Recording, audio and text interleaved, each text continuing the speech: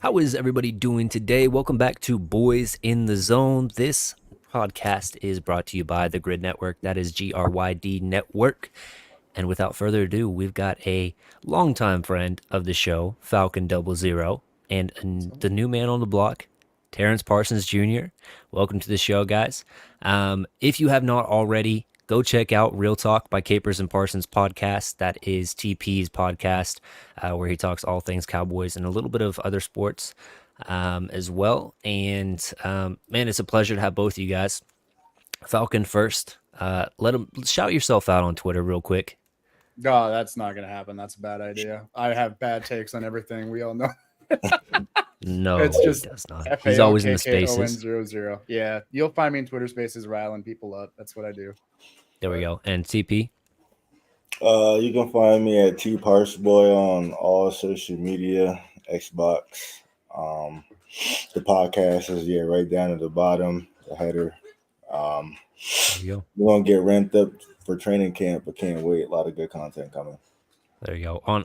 Are you on the Madden on Xbox? Yeah. There you go. There you go. Yeah. So the first topic That of discussion NCAA for the thing show. that I was going to invite you to, EJ, Uh-huh. that you denied us on. TP picked Penn State in there over my Michigan boys, so he's already going to get destroyed. All right, I just need to let that be known. Sorry, go ahead. Hey, that's all right, man. Yeah. So first question I've always wanted to know, because we see the inside look from the NFL and what they released about Micah saying, words have power. If it's Dallas, I'm gonna cry, man, and all that stuff. I believe your father was a big Cowboys fan. What really made Micah want to be a Cowboy? Was it just him and your dad always, the fandom of the Cowboys, or was it his own choice where he wanted to go? What was that like? And then, and specifically, how was that green room experience? And when he finally got the call from Jerry, what was that like for you and your family? The first time we went to Dallas was for the Cotton Bowl. Penn State played Memphis. Mm-hmm. And we were down there for a week, and we love the city. Like, we were talking about, we could definitely live down here. So for our first experience with Texas, we were like, this is definitely where we want to be at. And through the draft process, how things lined up, it just was definitely a perfect fit. With the taxes and the land being cheap and all that, it was just, Dallas is a perfect spot to be at. Was there another team that was like really eyeing Micah, and you're kind of worried about? I don't, A lot of teams actually. Yeah.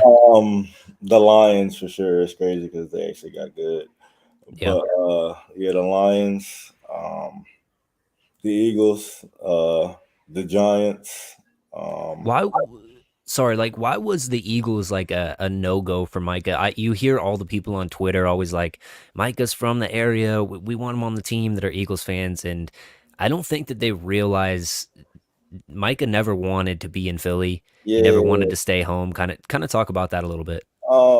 It just like, he almost didn't even go to Penn State. You know what I'm saying? He just didn't really want to be that close to home. Penn State, he did love Penn State. Penn State was nice, but he definitely wanted to get out of Pennsylvania from high school for real. So it was just one of those things where like Eagles, obviously nobody, I can't say nobody. There's a few people in my family that like the Eagles, but mostly, we just wanted the Cowboys. It was Cowboys, it was going to be like prime destination.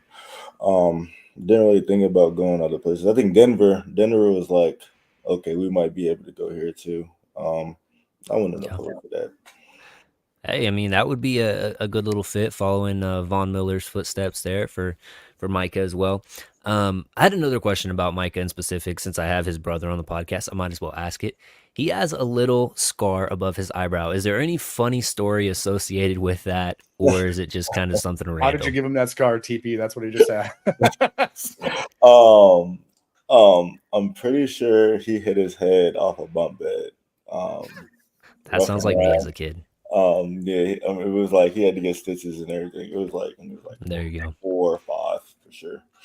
That's funny. All right, jumping into the actual portion of the show, we're going to be talking more Cowboys. But of course, Micah, he's a star of the show. he had some comments at mandatory minicamp today. It starts off with this one where he says, yeah, I think the more years you have, the more you understand that there also is like a business side to it. And whether I like it or not, there's rookies or people I came in with that's not even here anymore. And I think that that's what camp is for. I mean, there was a time where Aaron Donald didn't even go to camp and he won Defensive Player of the Year and then went to the playoffs. Like, are we forgetting these times? uh, where we're talking about the best defensive player wasn't even in camp and we're in mini camps, voluntary at that. So, mini camp was something that is mandatory. So I'm just looking at it as the time for my body to heal. I'm playing as an undersized rusher who is banged up every year. So I'm just letting my body heal. I'm just trying to grow, strengthen, and really just get ready for the year. Falcon, first, I want to go to you, and because earlier I mentioned these comments, you hadn't even heard them yet, so I want to hear your thoughts, your opinions on those statements by Micah, what you kind of think he's getting at, and overall, if you think that this doesn't make him a leader or whatever the media tries to spin this about. You knew that you knew you were baiting me with that one right there. I don't have a problem with it. I don't, because he's shown on the field year in and year out that he's that dude. Okay. He wants to talk about Aaron Donald like that. That's high praise. And look, he's just kind of following that as well. Like, you don't need to be in there for these voluntary sessions or anything like that. He's showing up for camp, and this leader thing, I don't want to say too much, but I've had conversations with TP on the side about things, and there's stuff that gets posted publicly about Micah being a leader. Okay. Listen, dude's coming over to the house for dinner with the chef. All right. Gilly taught him that, and he's keeping that up. Like, he does that. All right. That's one. Workouts with these dudes, bringing Mozzie to boxing, like other guys to other things, showing how they can improve their handwork. Things like, how is this not a leader? Like, stop me when you guys tell me that this isn't being a leader. Is what? Just because he's not on the sideline, like screaming at guys. I don't know him that like that at all, but I don't see that from him. I don't see that from his demeanor, not in front of public anyways, in the locker room or behind the scenes. He might go after somebody justifiably, but I don't see him being that kind of guy. I see him being like I'm going to lead by example. I'm going to do this. Like, come with me. Let's get better every step of the way. And that's what I see. I don't have a problem with any of this though. Yeah, and touch on the voluntary stuff and why he wasn't there, and kind of, I mean, not really comparing himself to Aaron Donald, but he Right. realistically is up in that tier. He's been an All-Pro every single year he's been in the league.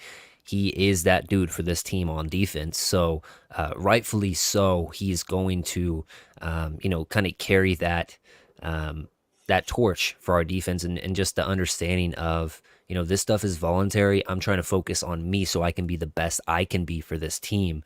Touch on that a little bit, Falcon.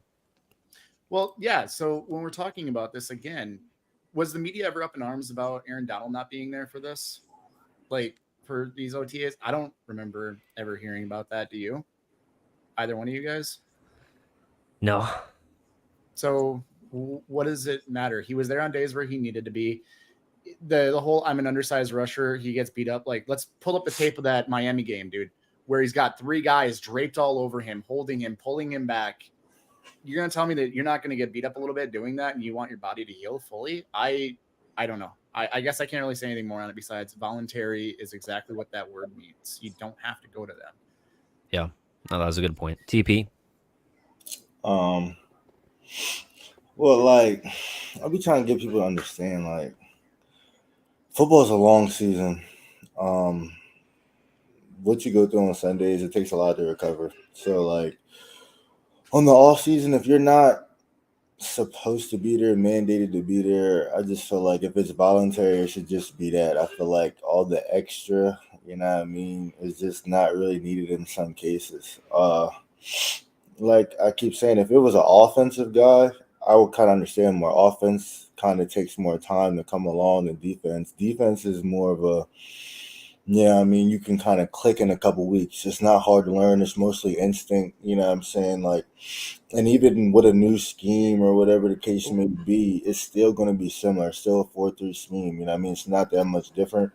And from his perspective, you know what I mean, he's going to be playing DN 80% of the time anyway, if not more. So like, and that's really a position where, you know what I mean, you don't really need to learn anything new. You know what I mean? You just Yeah. be better. So it's just like him not being there isn't really the big deal people are making it out to be. And Yeah, I mean, realistically, it comes down to the Cowboys are a big ticket media item that drives their ratings, their sales, and talking about this and creating some type of discussion where people can go back and forth. It's going to allow these. What do they say? Controversy drives ratings. So making some type of controversy about Micah not being a leader because he isn't there in a voluntary process is just beside me. I'm to the point where it takes 11 players on the field at one point to get the job done. We've had so many great players in the past come through this building and they've walked out and they've had to go get Super Bowls elsewhere. I'm done seeing that. I don't want Micah to be another person that has to do that. I want him to win a championship with Dallas. Same with Trey Diggs. Same with all of these other players on our defense, on our offense. Dak. So much goes into this short season. These guys invest so much. You have no idea what they're doing outside of the voluntary stuff. And today was the first mandatory practice. Micah was there. He showed up. So this is a really a non-news subject for me, but everybody has to talk about it. So we're gonna jump into this second part of Micah's comments, which were this. Honestly, me and Zim have probably said a total of 20 words to each other. He's a very quiet person. All I keep hearing from the coaches is Zim likes it this way. I was like, well, I like it this way. So I can't wait to have my true sit down with him. We'll go over that first part really quickly. Now, TP, you know how your brother talks. Um, Put this out in layman terms for us. Is he kind of saying that this is going to be a problem if Zim wants to put me in this position when I'm accustomed to doing this, or is it more like, hey, maybe Zim is only seeing it from this side of the coin or whatever, and I see it this way, and so hopefully I can shed some light on the things that we've done here in the past that have worked. What does this mean, man? A little bit of both of what you said. Okay. As far as I'm not sure exactly the changes that Zim want to bring. I'm not sure everything, but I do know that he's definitely changing the way that the defensive line is attacking the run game. He's going away from the gap with more of a taking on blocks type of thing. Um, and I'm not sure what he has a problem with. Is the conversation I would have to have with him. But as far as the compromising, yes, going to have to be compromising on both sides for the simple fact is, you know what I'm saying, if Zimmer isn't willing to compromise with his best players, he's not going to be able to get the best out of his best players. Mm, So, like, you know, what I mean, it's a little give and pull on both, you know what I'm saying? I think my man Jay Tuck said it the best, you know what I mean? You're not going to tell Steph Curry to back people down and shoot fadeaway, you know what I mean, buckets. You're going to let him do what he does best, you know yeah. what I'm saying? So, it's, you know what I mean? It's a little give and take on both, you know what I mean? Mike has already shown that he can be a consistent all pro, and we all know he can be even better than that. So, um, I just need to see it on the field. I feel like all that's going to get ironed out in training camp. You're going to get, you know what I mean, heated arguments, all of that. You know what I mean? That's all needed to, you know what I mean, get to the common goal. Yeah.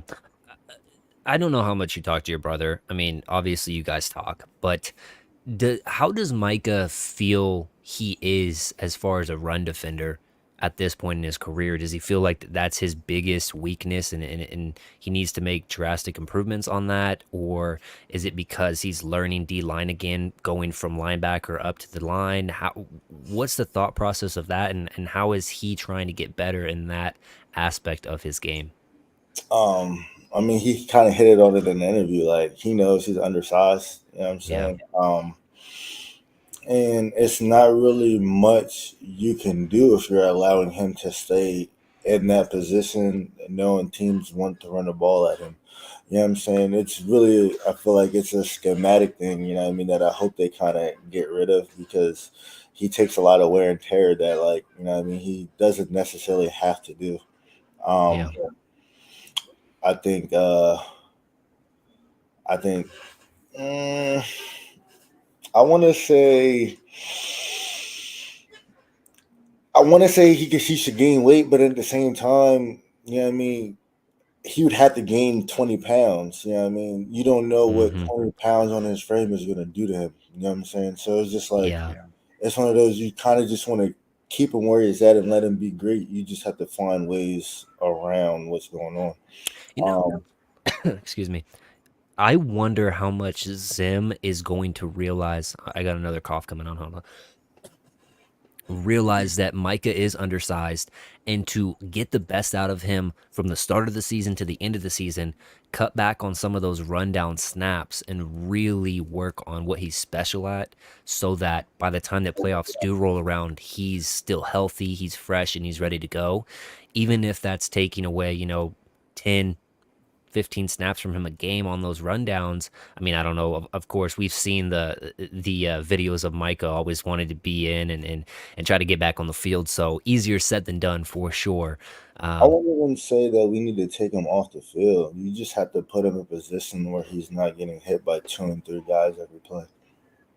would you okay? Would you shift him back to linebacker a little bit more, or what? Yes, What? I've been saying it since his rookie year. Like, Okay, cool, cool. um, it's just one of those things where you have a guy with this talent and you want to move him around. You know, what I mean, we all use the word chess piece. You want to do that with a guy like that for the simple fact of, you know, what I mean, everybody says production, production, production. Okay, so we know based off of his rookie year, playing defensive end half the time, he's still getting 10 sacks. So if you're still getting 10 sacks, why not put him in a position where he can make plays all over the field Hmm. plus those 10 sacks? You know what I mean? Like, it's just, you know what I mean? I just never saw the reason to ever, you know what I mean, keep him at DN 80% of the time for the simple fact of, you know what I mean, once teams realize, okay, we're not going to pass the ball or we're actually going to run the ball, you're putting them at a disadvantage. Yeah. And it's just, I don't think it's necessarily fair to him, and he doesn't get that back end by the media or the fans because they not really like understanding what's really going on in front of their face. Yeah. Quick question, real quick for you. My guy, Boots on the Ground, Eric says, question for Terrence. Will you be going out to Oxnard for training camp? Yes. Okay, there you go. You heard it from the guy himself. Falcon, speak on this subject a little bit and Micah being a little bit undersized and not how that affects him in the run game and whatnot. I mean, it's obviously going to affect him a little bit because he doesn't have that frame. So to TP's point about putting on 20 pounds of muscle, what's that going to do to him losing a step? I mean, that could be devastating. Like, Yeah. great, now he's a little bit better against the run, but now he's not getting that same amount of pressure. He doesn't have that burst that he still has. He doesn't have that quickness. I mean, it'll help him throw guys around a little bit more, but it's not necessarily beneficial. So it's one of those things of it's great in theory to think about having him do that, but in practice, it's probably not going to be best for both him, the longevity of his career, anything like that. And I don't know about all the Cowboy fans out there or trade Micah, trade Dak, trade CD. I want those guys on this team until they retire, like Yeah. plain and simple. So I want longevity out there and I want him to stay healthy. So yeah, move him back to linebacker. Use him as a chess piece, right? Do what they did, what JJ Watt said that he did when he's like, okay, I'm going to move down the line. I'm going to see, is this my guy? Is this my guy? Is this my guy? Who am I going to be consistently? Who am I going to be able to do that? And then every once in a while, pull him back to linebacker, have him go into coverage if we need to. I can't wait. I don't know if y'all saw it on Instagram, the post that they had. I cannot wait for training camp to see Micah covering Jayford. I think that's going to be hilarious. There's going to be some good Yeah. battles. It's going to also demonstrate that he can do this. So, hey, maybe people start to realize he's got this linebacker in him too. So We've put really him on already that line. seen it. We've seen them guard Saquon out the backfield. Yeah. Yeah. You know what I mean? We've seen them do all these things. Like, there's no reason why Well, we're, we're not sorry. putting him at linebacker. You know what I mean? People say rush the passer, he can blitz as a linebacker. You know what I'm saying? There's always Exactly. things that you can do. Seems to be Yeah, working but out for TJ in Pittsburgh. So my thing is, if you're going to shift him back to linebacker, do it early on in the season so he doesn't have yeah. all of those little nicks and bruises and stuff like that whenever he does shift back to linebacker, and he's feeling his body way more. Do it at the early as possible in the season so that he's as fresh as possible when doing that. Because I've always thought Micah was better, a better coverage linebacker than people gave him credit for out of the Oh yeah. draft.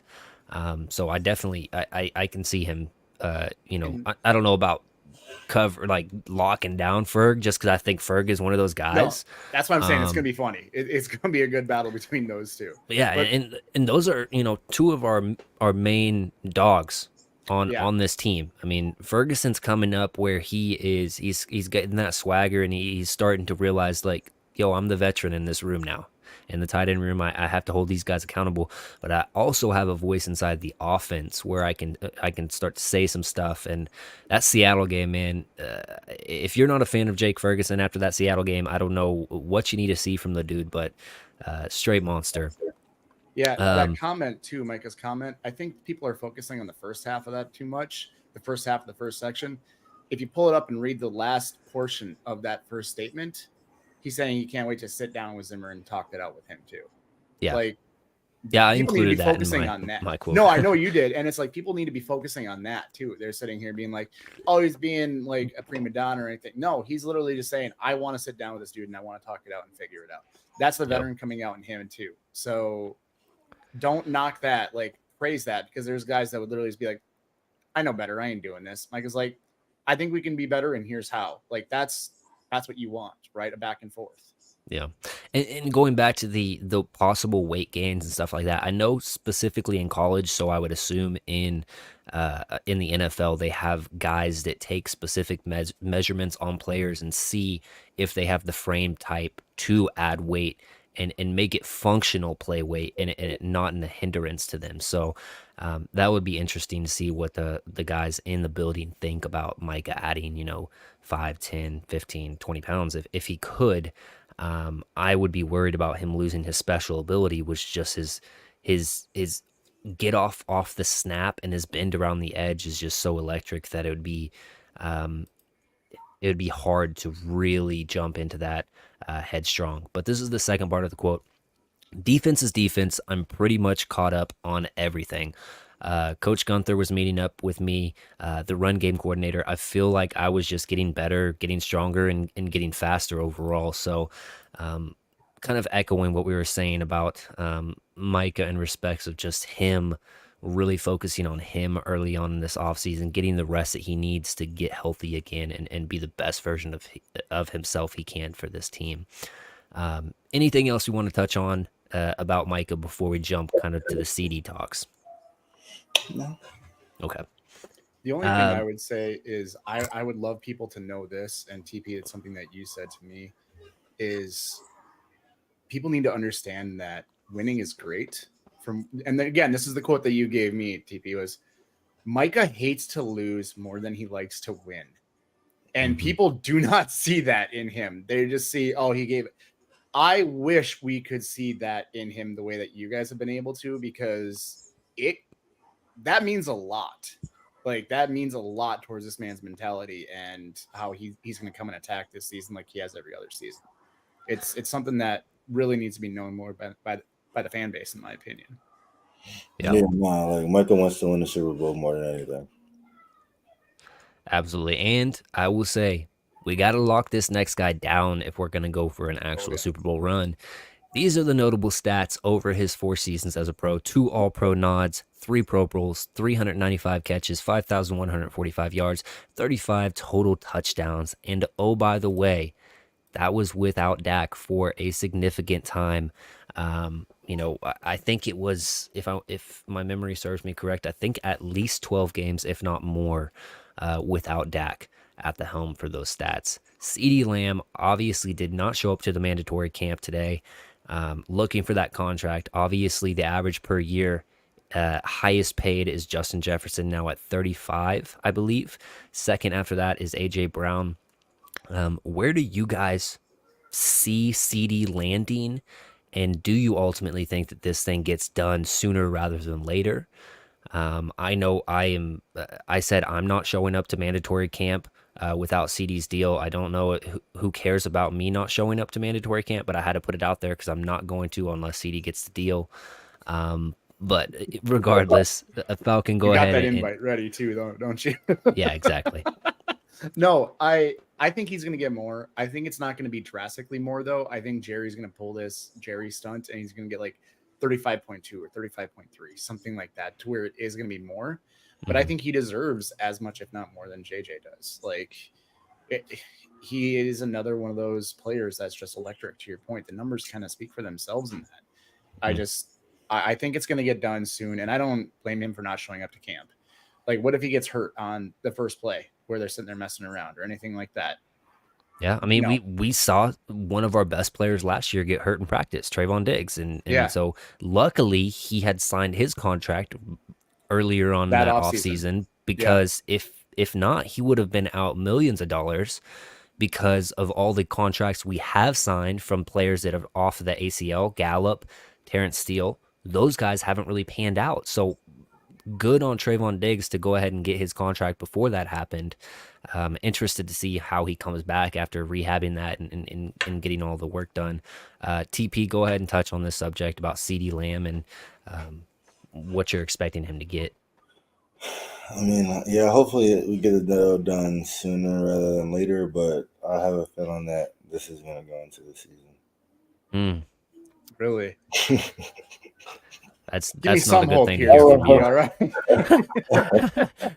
Yeah, I that's not a mean, good thing to hear from TP. yeah, I mean, after Justin Jefferson, it's just like, yeah, I mean, any smart person would have got the deal done before that got done. But, um, I mean, obviously, I think he's going to want as much, if not more. You know what I'm saying? So, that, I mean, that's going to cause the dragging of the feet.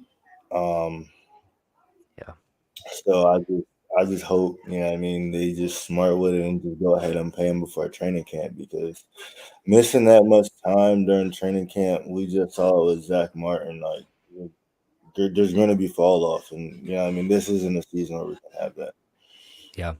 Yeah, especially with so much turnover for the team, and especially that offensive line right now. We don't really know how that's going to shake out, and so to have that outlet for Dak with CD, having that trust and chemistry to know, oh, this guy's going to be in the right spot. If I come back over from this read and the blocking isn't holding up, I can just rip it and I trust my guy, kind of a thing.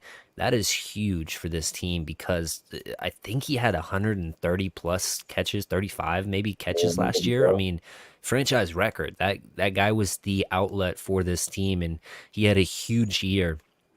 And you've And it could got have to been even reward better him for than that. that.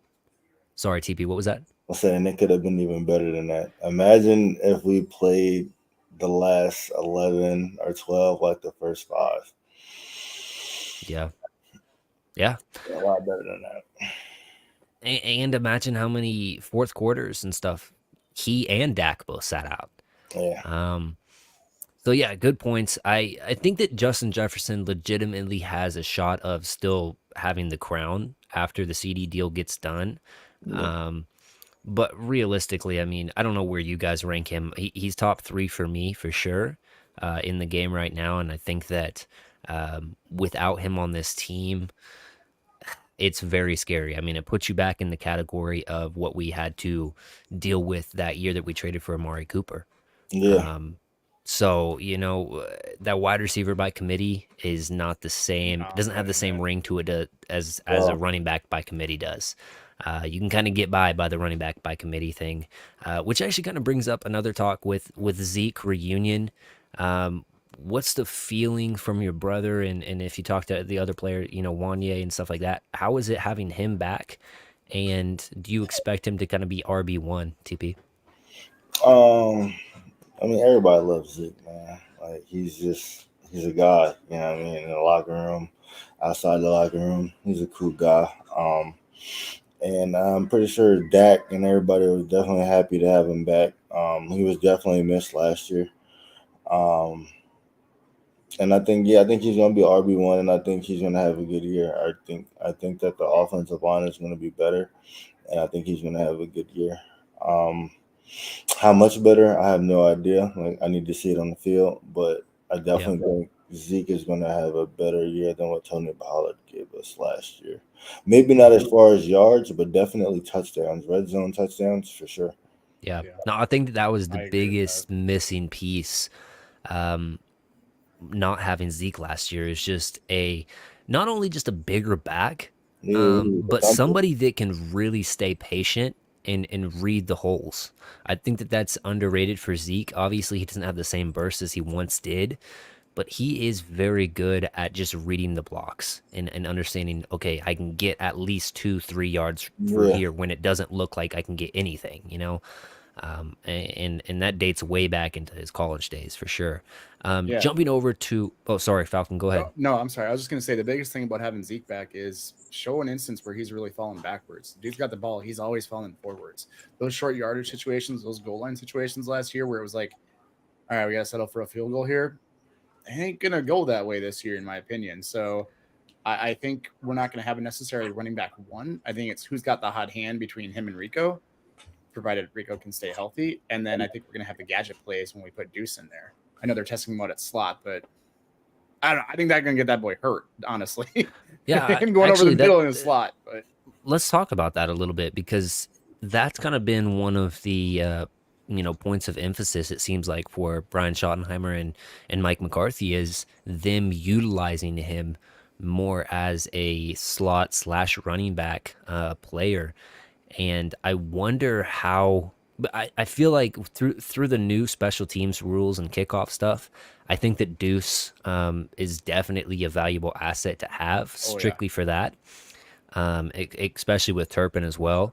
But if you can kind of use those two guys interchangeably and have Turpin get some more carries out of the backfield and Deuce possibly get some more catches out of the backfield and even lining up in the slot possibly, I think that that's kind of an interesting facet of the game that you can exploit in week to week. yeah. What do you kind of feel about that? I see exactly the same thing. Like I think there's going to be. I've been saying all offseason now. What I see since we signed Zeke, it's going to be Zeke Rico, and you're going to have Lipke as the fullback. You're going to have Deuce as that gadget player, and mix Turpin in that with that too. So you're going to have them come in every once in a while for these screen plays, and there's going to be decoys that they're out there for, absolutely. But you're going to have something get set up for them later on in the game to where they've got something over the middle, or they got something deep, or that screenplay that you don't expect to come out all of a sudden. So and having you hit it right on the head, like those two on a kickoff return with the rule change, pick your poison. Like, let's be real here. You gonna hit it for a touchback, or are you just gonna pick your poison and hope your boys can get it done? Yeah, I don't know who mentioned it. I think it might have been Mike McCarthy, but I guess that the kickoffs were down like to 20% last year's taken out, and they're expecting it to be almost possibly 60% taken Yeah. this year. I'm interested to kind of see how that goes and what John Fossil can draw up from that stuff. It's going to be very interesting. But over to the last contract talk, which is Dak, of course. I think that we're all big Dak fans here. We want to see the guy get his contract, and we really want to just see him at the helm of the Cowboys because he is that leader in the locker room. He is that guy that people can rally around. Wanye defended him tooth and nail on TP and Caper's podcast, and talk about what Dak means to the team in general, and getting it done and not going into that QB purgatory. TP. Dak, it's funny because like I wasn't. I mean, I was a Dak fan, I guess, from the very beginning. I always thought that he was going to be pretty good. Even at Mississippi State, I always thought he was going to be pretty good. When we drafted him, I had no idea he was going to do that his rookie year. Preseason, I think he made a throw. It was like a 60-yard bomb. He made that throw. I was like, yeah, that's the guy right there. I wasn't worried. You know what I mean? When Tony Romo went down, I knew he would be efficient. And then it was a couple years there. I was like, okay, like I don't know if he could get over the hump. And then 2019, you know what I mean? He got over the hump, and everything after that, I just felt like he just consistently got better, regardless of what the numbers said. When just watching him, you just see it. The way, you know what I mean, he's running the offense, and you know what I mean, honestly, I tell people all the time, like when you're looking at stats on offense and production, it's literally him, Pat Mahomes. You can even throw in Josh Allen. And like, you know, I mean, nobody else is really coming close. And you know, I mean, for all the hate and the criticism that he gets, you know, I mean, for team accolades, you know, what I'm saying, as an individual, Dak is great. You know, what I mean, he has elite numbers. He does things. Uh, you know what I mean, he does things that not a lot of people can do, and I just never really understood the hate and yeah, I mean, why. Yeah, I mean, I understand. You know, I mean, everybody can't win. You know, what I mean, but when you're looking at it, and when you're looking at it, it's just like other than Pat Mahomes and Tom Brady, Matt Stafford, who's won. You know what I'm Yeah. saying? So people just gotta give him his flowers for real. Give him his flowers because yes, he's done things for this organization that if he wasn't here, I don't know where we'd be at. Um, he's never had a losing record. Like never lost more than 2 games straight. Like we're in the NFL. Like, come on, you don't do that by mistake. Never by mistake. So I just feel like we should pay him. He's not asking to reset the market. He's not asking for top dollar. There's no reason why he can't get what Jared Goff just got. Uh, and I mean, try to win with it. Obviously, I mean, I'm a team guy. You know what I mean, I believe in like you don't need a top 10, top 5 quarterback to win, and you don't. But it's just like without one, it is a lot harder. You know what I mean? It's a lot harder. You know what I mean? When a guy can carry you to the playoffs, anything can happen from there. And you know what I mean? I'm sticking with the anything can happen from there over the unknown. Like, Yeah. Yeah, for real. he's gonna get his deal. Like it's gonna be done. Shout out to Nick's. You guys know him, your guy Nick's. Like Mm-hmm. he's been saying this since the end of the season. He's like, it's gonna be done probably at training camp. Like they're gonna get to Oxnard and things are gonna get done there. And he's absolutely right.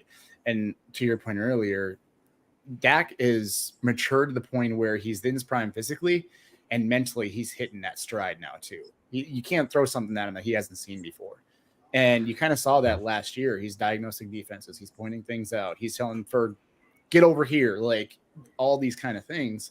And last year I had this watching the games. I'm usually pretty anxious, but last year was one of those like, okay, Dak's got us. Like he's going to do what he's got to do and get down the field.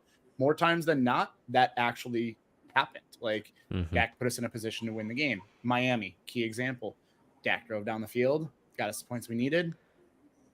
Defense, Give it up. defense, yeah, defense did defense things. All right, let's be fair on that one. But I don't see how they can't pay him. He was an All-Pro last year. He was a Pro Bowler, obviously. Like Should have been MVP. he should have been MVP. Yeah, I don't care what anyone says. Yeah, for sure. He is the MVP to me from last year. Yeah. And if he didn't sit all those fourth quarters, he probably would have been hands down MVP by everybody, except for Dan Orlovsky. But Yeah. that dude runs out the back of the end zone all the time anyway, so what does it matter? But like, no, I don't see how they can't get this done and how he's not the future of the franchise. I can see it. I can see it, but like it's just like it just doesn't follow through with the win now, and Jerry wants to win one before he goes. It just doesn't follow suit with that. But Don't you tell me you're a Trey Lance fan, because no, I mean I'm saying you can no. definitely test the waters. I'm saying you can definitely test the waters. But you know what I mean? We already know what the league trend is. You know what I mean? We already have a great team. You know what I mean? Yeah. We take 50 million a year out of there. You know what I mean? We can be an even greater team. We just have to find the right guy. That's going to be the issue and the problem. Can Trey Lance be that guy? We don't know yet. You know what I'm saying? Let's We look got at to that. see it Right, under the let's look at lights. that. You pull 50 million out. Now you got Lance on a cheaper deal.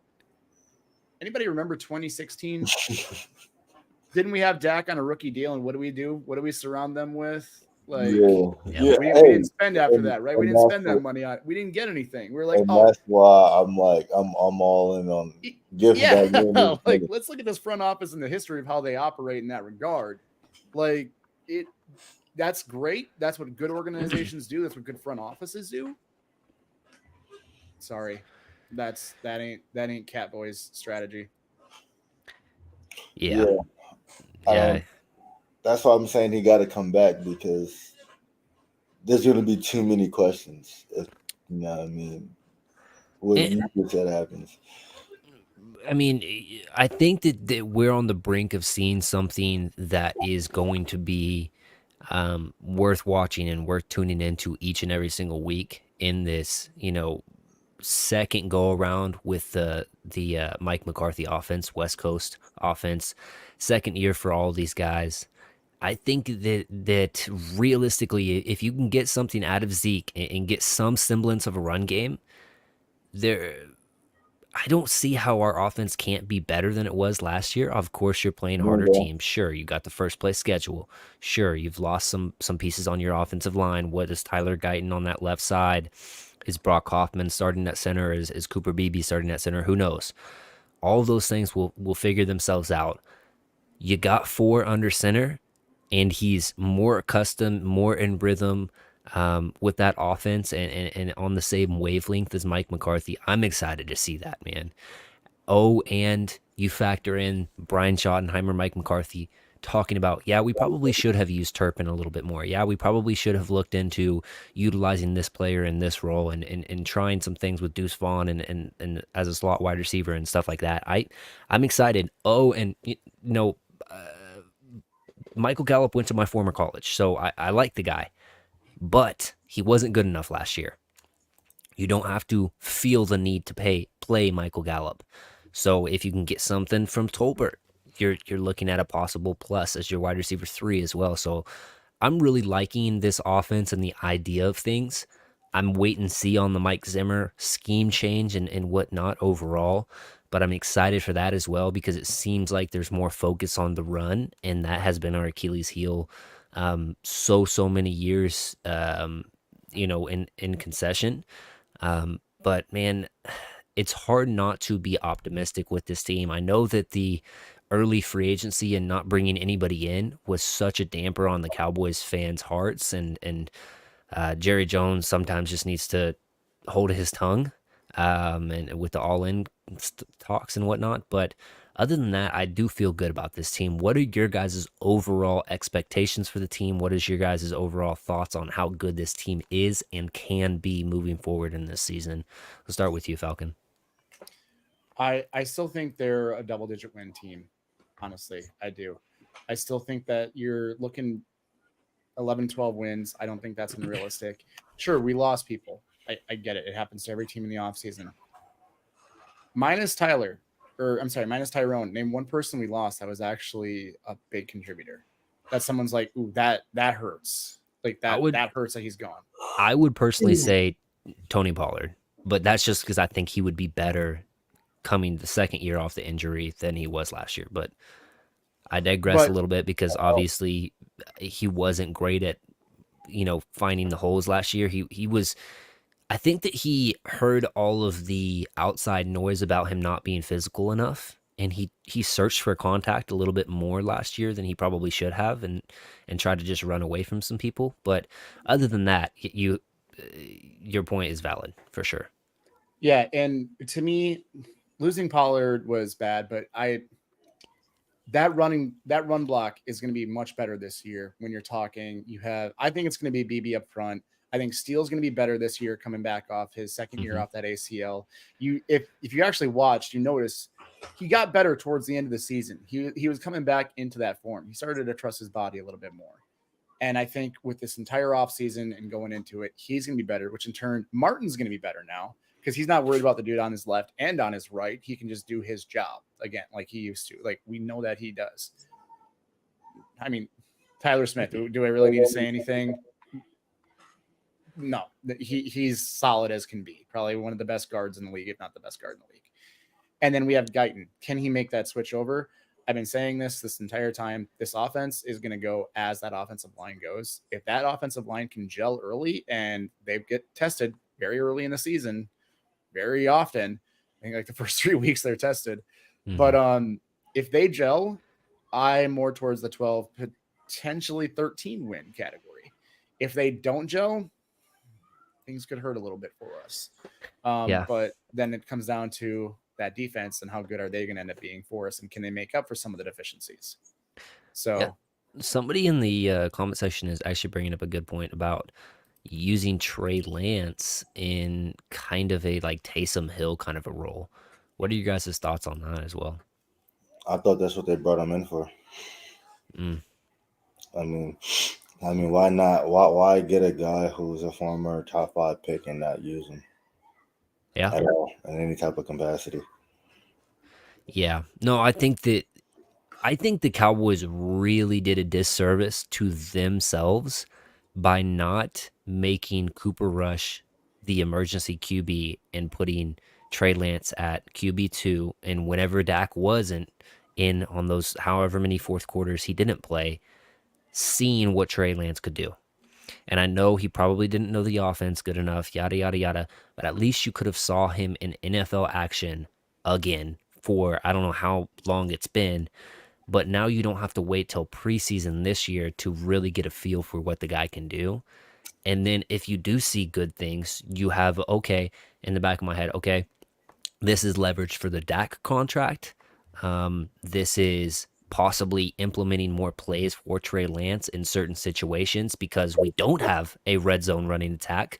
Possibly we can use him in that respects. So two very big missed opportunities by this front office in trying to figure out what Trey Lance can or cannot be. So, but I can't wait for the preseason to happen, because if Trey Lance starts to pop off and plays, there's going to be a riot among the fan base, right? They're going to play Lance, get rid of Dak. Okay. And you mentioned this when you had your tweet, yeah. and I responded to this right away, and people didn't necessarily think about that. I'm like, cool. Trey Lance is out there popping off in the preseason. That's awesome. One, to me, that's trade bait, because I think they're going to sign Dak regardless. But two, who's he playing against right now? Their third string guys? Let's see what he does against first stringers. Like, that's something that really needs to be played into factor that the fan base isn't necessarily going to look at. They're just going to look at the box score and be like, look what he did. Dude, he was going up against a dude that went to Appalachian State and was like not any good. Like, no offense to these guys. I want them to make the team. I want their dreams to come true. But some guys just haven't, some guys don't. And if you're playing against lesser quality players in that regard, you're going to look better. Yeah. So I don't know. TP, talk about expectations for this year, how you think the Cowboys will do overall, making the playoffs, winning the division, etc. Where do you think they're going to end up? As long as we stay healthy, we're going to make the playoffs. Like Falcon said, man, we had 9 All-Pros last year. We returned how many? 7, 8 of them. You know what I'm saying? Like, still the most in the NFL. You know what I'm saying? Like, the talent is there. We're not any worse than we were last year. We might not be any better, you know what I mean, per se, as far as roster. But I feel like with the right guys in place, this team can definitely be better than last year. You know what I mean? All it takes is a couple of systematic changes, a couple of plug-in guys that can really, you know what I mean, come in and buy in to what Zim's doing. And we might not have the names that we did on the defense, but if we have guys come in and play their role, we can definitely be better than that defense last year, because that wasn't, you know what I mean, really a high bar. The stats might look good because, you know what I mean, we had a few games where, you know what I mean, we blew them out of the water. But when it came to those big games, averaging 30 points per game against, you know what I mean, good quality teams isn't going to cut it. So I just want to see it on the field, but I definitely see 11 wins. I don't see anything less than 10. I'm saying 11 wins. We're going to get to the division round in the playoffs. I don't see us going out in the wild card again. And like I said, when you make the playoffs, anything can happen. I'm never ruling the guys out. We have too much talent on the team. You just got to get clicking and rolling at the right time. And a lot of it is coaching, man. Like Mm. your game plans and all of that matters when you're going against top notch competition. You know, what I mean, yeah, you're going to see your cupcakes throughout the week in the regular season. You're going to see teams that probably didn't come fully prepared in the playoffs. Everybody's coming prepared, ready to win. You know what I mean? So it's just you as players, as coaches. You know what I mean? We have to come prepared and ready to win. And that's just hasn't been the case always. You know what I mean? We've came ready to win, but we always didn't come prepared, or vice versa. You know what I mean? One guy shows up and other guys don't show up. You know what I mean? It's never been a whole cohesive effect. Mm. We have that, we're going to be able to do scary things. Yeah, and I think that the playoffs more so than any other respective to like sport to sport in the playoffs, the NFL playoffs are so um any given Sunday kind of a feel to it. And it's matchup dependent as well. Like if you're Yeah, playing a team that is very good in the trenches and you struggle, you're more of a finesse team. Of course, that's a bad matchup for you. Now, if you're going up against, a team that's finessey just like you, but you feel good that you can go shot for shot with them, that's a good matchup. Kind of it's matchup dependent, and it's also health. Health plays more of a factor in the NFL than any other sport, in my opinion, because you're always going to have players that are, hurt and not on your team that you had envisioned them being a major cornerstone of your championship run, i.e., Trayvon Diggs. Nobody expected Diggs to go down that early on the season. It was, I think, week one after that week one, it was in practice, and he wasn't even there for the Jets game. So No, he was. He was in the no, Jets game. He got hurt Oh, he was? before the it was like Cardinals right game. after the Jets game. Like Yeah, it was Okay. like 48 hours it was before like the the Cardinals game. Wednesday. It was like the Wednesday or Thursday, yeah, before the Cardinals game. That Yeah. last Yeah, night. you're right. You're right, because it was Aaron Rodgers that I missed on the Jets game, because I went to that Jets game. So I was kind of sad because I didn't get to see Aaron Rodgers. I think he's one of the goats of the game, to respect as a QB. We're So I fighting really you just now. wanted to see him. Oh, okay. Just really wanted to see him, live. But yeah, so him going down early, I think managing Tyron Smith last year, you kind of figured out something with him. Unfortunately, you didn't get to retain him. And this is the last topic of tonight's show. It's the rookies, how we feel about them. And obviously, I think it was 29 overall, the Cowboys trade back and select Tyler Guyton. Um, I felt okay about the pick, especially with the trade down. I felt better about it. I didn't really love his tape per se, but I have faith in the Cowboys front office when they draft offensive linemen, so I feel good about that. If history repeats itself, TP, talk about Tyler Guyton. Has your brother had any contact with him at all, or um, I'm your not thoughts sure. on the player? My thoughts for sure. Like you said, like I thought I didn't love the pick. Hmm. I thought it was a safe pick. I thought that we should have went wide receiver. You know what I mean? Give Dak no excuses. You know what I'm saying? Hmm. Um, you know what I mean? When you have your owner coming to the media and saying, hey, we're going to go as far as Dak goes, I feel like we should give him no excuses not to win. Um, and as far as Tyler Guyton, like you said, I didn't really love the tape, but like uh, asking around and, you know what I mean, hearing about him, I hear, you know what I mean, he's a freak athlete. If you're a athlete at the left tackle position, that's fantastic. You know what I'm Yep. saying? All you got to do is, you know what I mean, get the tools from that point, and that can be learned. You know what I mean, if you have the things that you can't teach, everything else comes a lot faster. Um, so I do have faith in that pick. Yeah, I mean, we've shown over the past that the linemen that we do select in the first round definitely do pan out. And like I was telling Falcon, you know, what I mean, they kind of set it up to where, you know, what I mean, if they do pan out, BB and Tyler Guyton, we're gonna have the best line in the league next year. Mm. Um, so that's gonna be, yeah, I mean, that would be a plus for sure. Um, it's just, you know, what I mean, what is wide receiver 3 gonna do? What is that gonna look like? Jalen Jalen, both of the Jalen's, Brooks and Tolbert. Yeah. I hear they're looking good. We need it. I wanted more. I wanted more size out there. I feel like a bigger guy would help us a lot, especially TP wanted he wanted Keon Coleman, huh? You already know I wanted Keon Coleman. No. A Brian Thomas. You know what I mean? I wanted a big body guy. You know what I mean? A guy that can make all the catches. I was not a Keon fan in the first round. But I get that a lot of Cowboys Nation really fell in love with this player, and he was CD's cousin, or is, I guess, CD's cousin. So You know what I mean? that helps to the We got that at home in Brooks, I though. just, Okay, this I is just literally like when you're on the road I with your just like the parents and you're just like, tape. "Can we You get know ice what I cream?" mean? We got it at When you home. turn on the tape, you know what I mean? He's making all the catches, contested catches, and it's just like 40 time. I'm not really worried about a 40 time. When you see it in the game, you know what I mean? It looks great out there.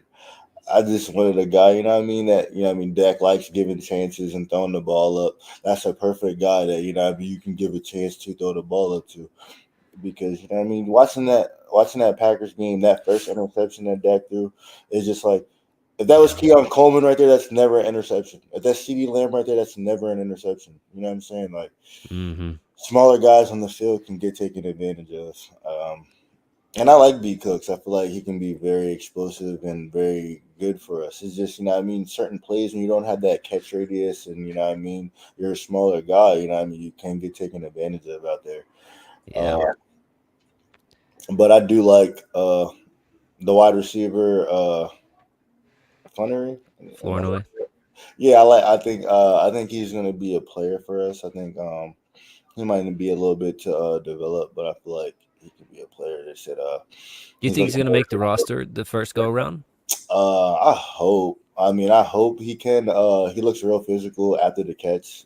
We definitely need guys like that. Okay. Um, like a mini Debo. Yeah, I mean, I like that. So like, I'm interested to see. Like, that's why I can't wait for camp because, you know what I mean. And camp, you get to really see it all. I went last year for the first time, and you know what I mean. You just get to see guys that like you never hear about. Yeah. You know what I mean. See what they're about. So. It was a lot of guys that I liked at camp last year that, you know what I mean, we let go of and they went other places and they did good things. And it's just like, man. So, Gonna like, use them. yeah. Yeah, especially like, you know what I mean? What's his name? Isaiah Lands. You know what I mean? Oh That yeah. was a guy I was like, bruh, like, why do we ever cut him? Like, ever. He was really good for us in the preseason. And we took a chance and it backfired on us. We could have really used him. Yeah.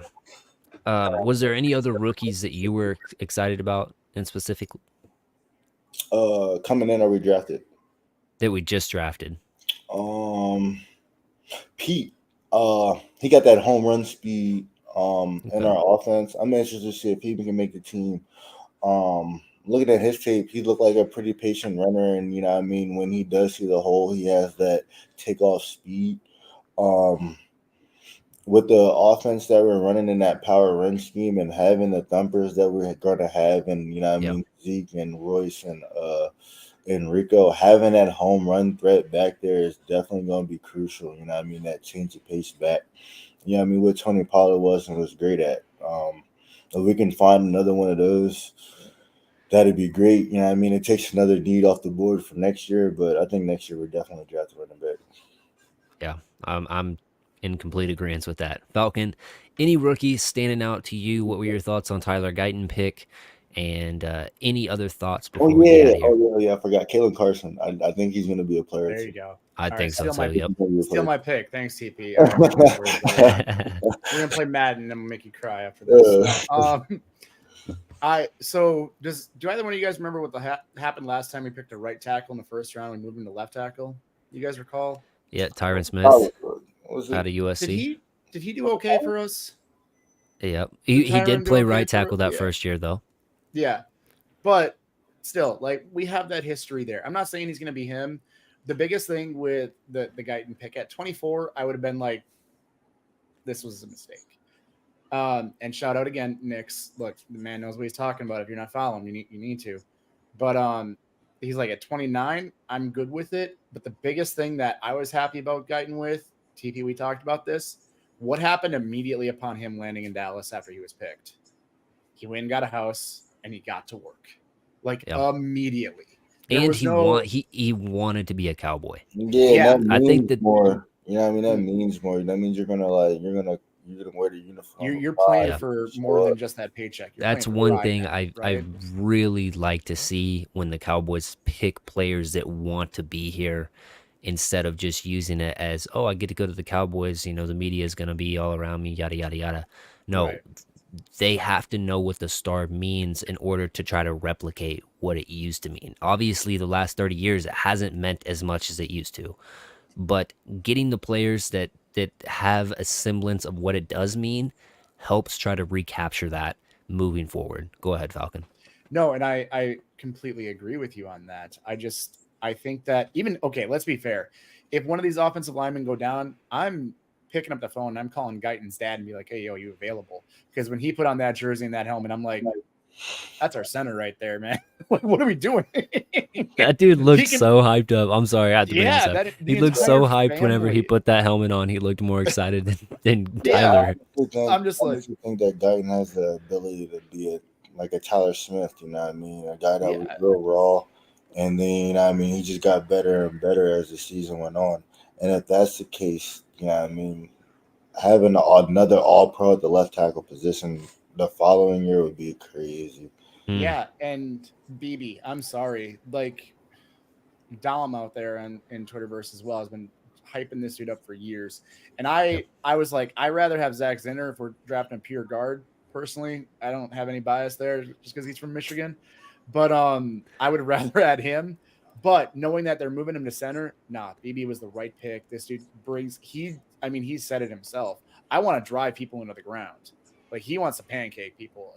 That's what I want from my offensive lineman. I want that attitude out there of you're going to go down. It ain't going to be me. All right. I'm going to get you down. And then I'm going for that next guy in the line. All right. So bring it. I love that attitude from him. I think he's going to be a big player for us. I think they're going to gel well. But the biggest pick for me wasn't even those two. It was Liafu. Liafu, how do you, Leo someone Fowl. help me? Yeah, Liafu. Yeah. I think he was the yeah. biggest pickup.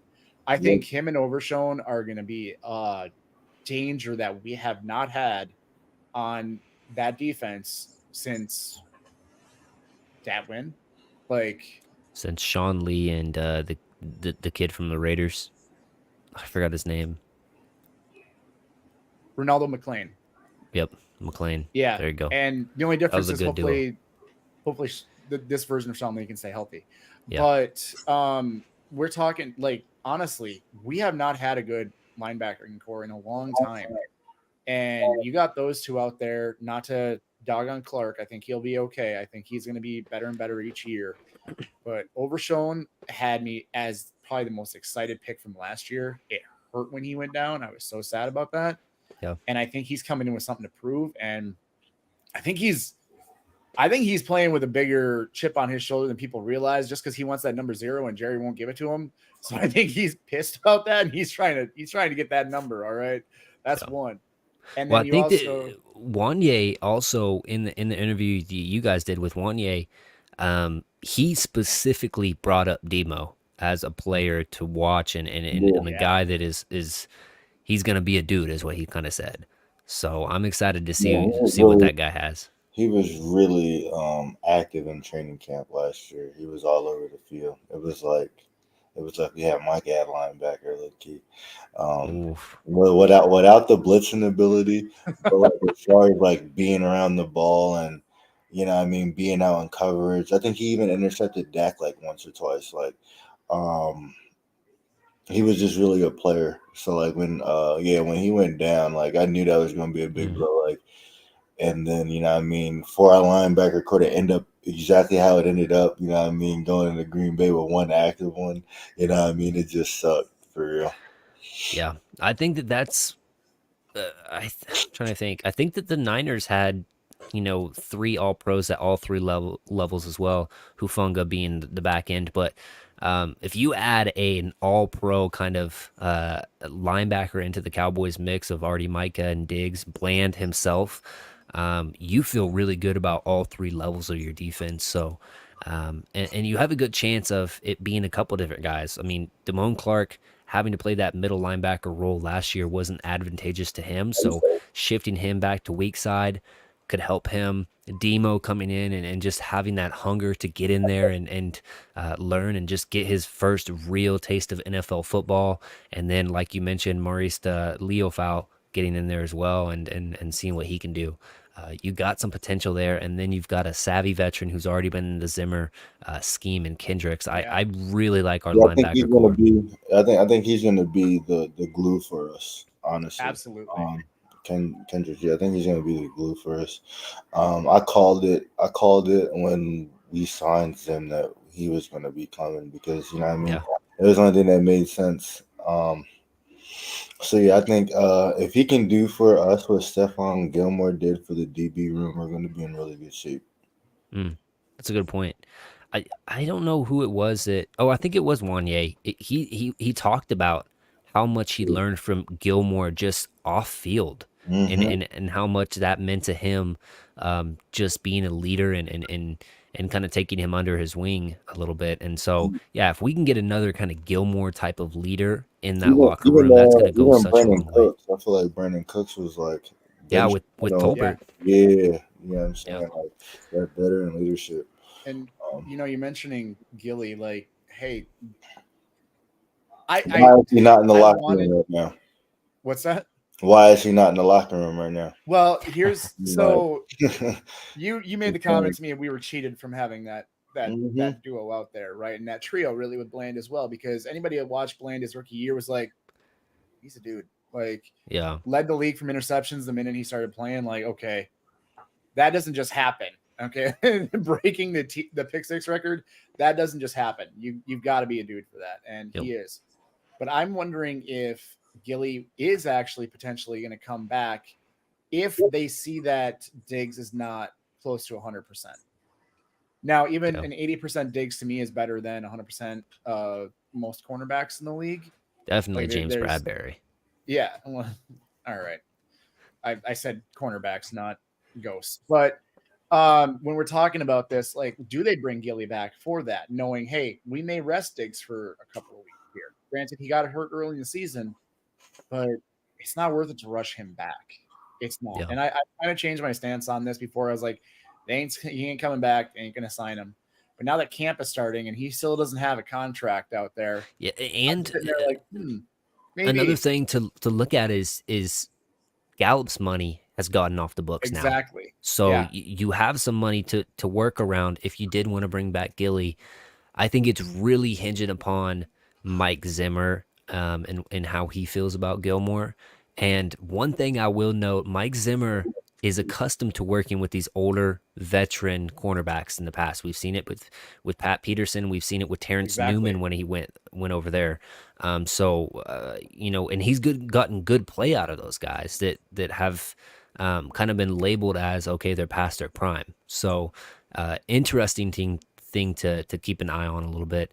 Any more comments before we get out of here, guys?